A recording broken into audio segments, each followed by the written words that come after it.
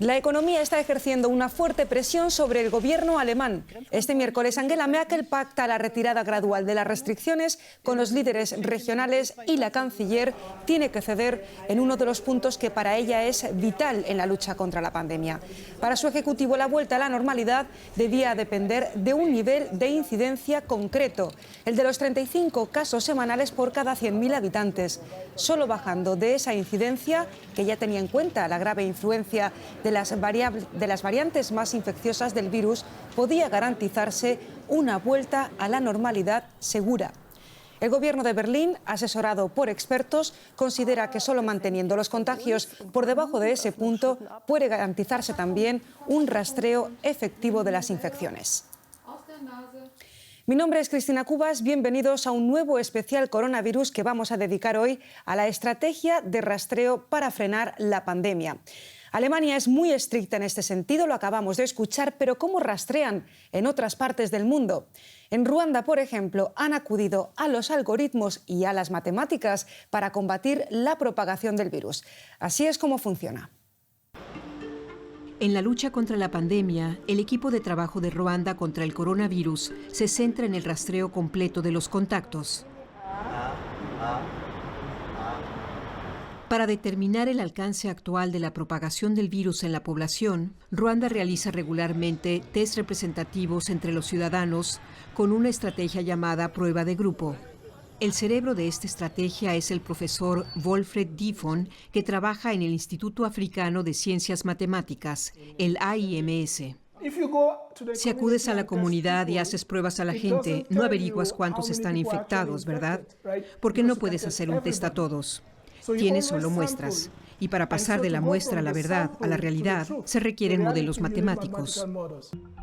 Los cálculos incluyen complejos algoritmos. Diffon nos los explica con un ejemplo de la vida cotidiana. La idea tras las pruebas de grupo es simple. Imagina que tienes 9 tazas de frijoles y te dicen que una contiene frijoles malos. Para saber cuál tiene frijoles en mal estado, debes cocinarlos y probar hasta que encuentres aquellos en mal estado.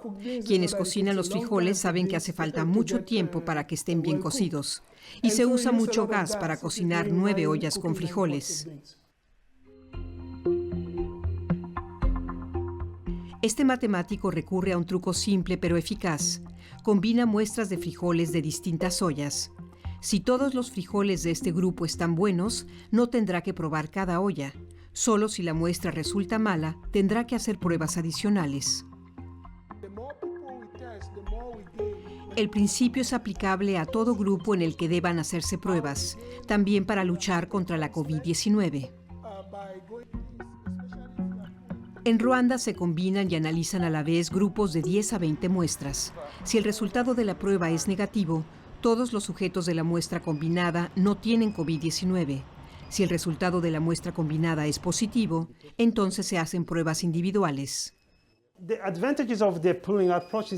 Las pruebas de grupo permiten ahorrar costes en los reactivos, para reducir el tiempo de respuesta, la información necesaria para la investigación y el número de pruebas masivas en la población preocupada por el coronavirus.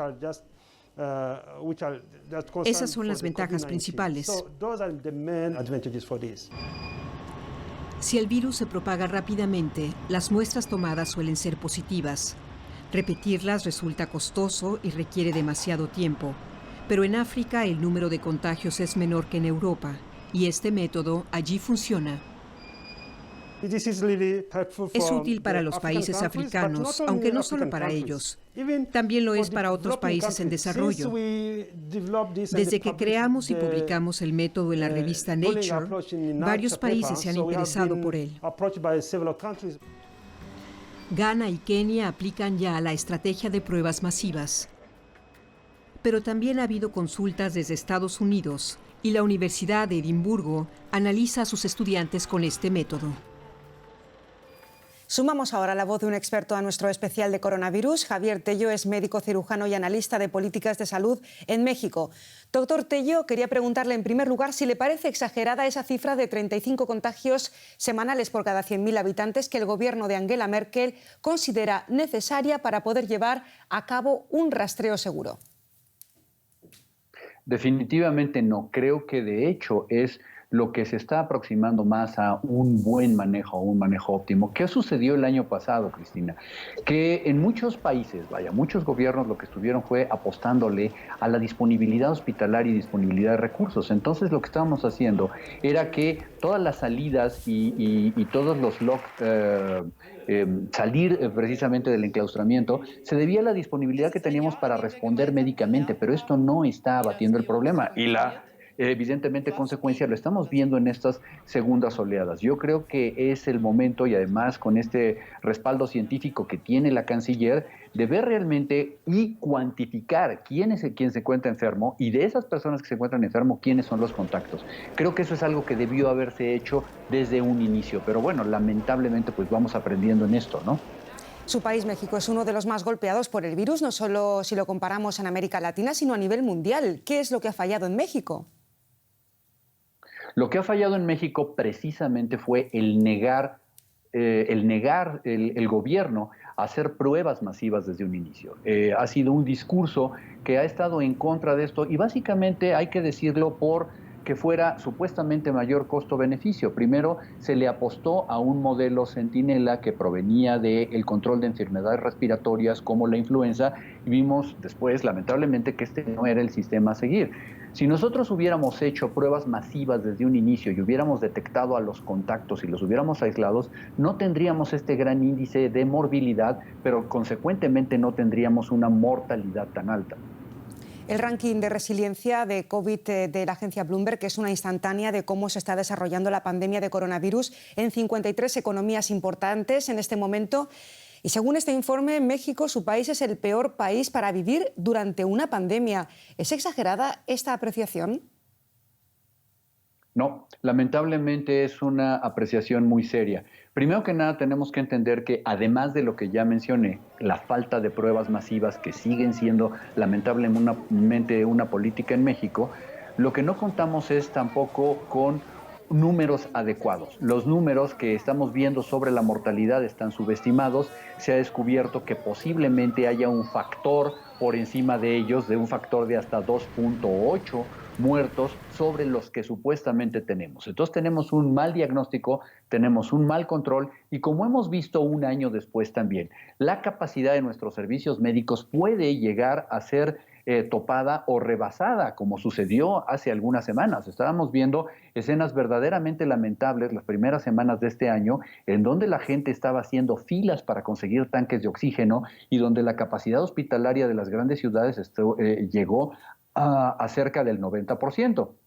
Entonces, lamentablemente tengo que reconocer que esta apreciación que tiene el índice de Bloomberg es cierta. México no lo está haciendo bien. ¿Y qué piensa usted sobre América Latina? ¿Se han desarrollado estrategias de rastreo efectivas en la región? No, yo creo que tenemos mucho pendiente en ello y básicamente hay que entender una cosa, no es una justificación, pero es una razón. Las pruebas al final cuestan. Lo que no podemos entender, o a lo mejor lo que ha costado trabajo entender, es que de todos modos todo en esta pandemia nos va a costar. El haber querido ahorrar u optimizar recursos nos ha llevado a querer calcular, a querer adivinar y hacer muchas cosas, pero no estamos diagnosticando a la gente que deberíamos estar diagnosticando. Y creo que esto es en los países más exitosos, como ocurrió en Australia, en Nueva Zelanda, algunos países asiáticos. Ustedes mismos en Europa lo vivieron en la primera oleada. Mientras se tiene un diagnóstico, podemos nosotros contener. Y quien no está realizando pruebas masivas, pues no va a poder tener un éxito en ello. O sea, el rastreo es importante, pero para ese rastreo se necesitan pruebas masivas. Javier Tello es médico y cirujano, analista de políticas de salud en México, desde la capital, desde Ciudad de México. Muchísimas gracias por esta entrevista. Hasta luego, muchas gracias. Lo acabamos de escuchar en voz de nuestro experto desde Ciudad de México. Son varios los frentes de lucha los que tienen que abrirse frente al coronavirus. El rastreo es fundamental para cortar la cadena de contagios, pero para poder detectar las infecciones es vital hacer tests, hacer pruebas. Las de PCR son las más fiables que los tests rápidos de antígenos, pero el gobierno alemán quiere ahora recurrir también a ellos para poder volver poco a poco a una normalidad más segura. Esta paciente en el Hospital Bethel de Berlín es sometida a una prueba de coronavirus. Pronto será operada. No es doloroso, simplemente es muy desagradable. Uno tiene la sensación de que le meten el palito hasta el cerebro. La prueba PCR es obligatoria para proteger al personal del hospital y a otros pacientes. A mucha gente en Alemania le gustaría hacer el test de manera regular. Sería útil, en primer lugar, a la hora de viajar. Así se tendría una mayor seguridad. Pero eso es improbable. Los laboratorios de análisis en Alemania están saturados y se quiere reducir la presión sobre ellos. Para su personal, los hospitales utilizan por ello cada vez más los test de antígenos, rápidos y baratos. El test rápido tiene su potencial en que contamos con resultados en 30 minutos. Es relativamente fiable y fácil de realizar. Esa es la gran ventaja del test rápido y lo implementamos, también hay que decirlo, pese a la desventaja de que su sensibilidad es algo menor. El PCR es el patrón oro y más preciso que el test rápido. Un equilibrio entre fiabilidad y posibilidades prácticas. En Alemania ya se dieron las primeras licencias para que los tests de antígenos se realicen sin personal sanitario. Así se ahorra tiempo y dinero. Pero muchos trabajadores de los hospitales querrían seguir utilizando PCR para su entorno laboral. Nosotros como personal hubiéramos querido continuar con los PCR porque son más sensibles. Pero entiendo que los laboratorios trabajan al límite y que los necesitamos más para pacientes que acuden a nosotros con síntomas y con los que debemos saber de manera rápida y confiable si tienen el coronavirus. En vez de PCR, el gobierno alemán quiere que los tests rápidos de antígenos lleguen a toda la población. Es su estrategia para poder seguir abriendo más negocios y sectores de la vida pública. Hasta aquí nuestro especial coronavirus de hoy, que hemos dedicado a la importancia que tiene romper las cadenas de contagio del coronavirus y lo importante que es para ello el rastreo de las infecciones. Volvemos mañana. Hasta entonces.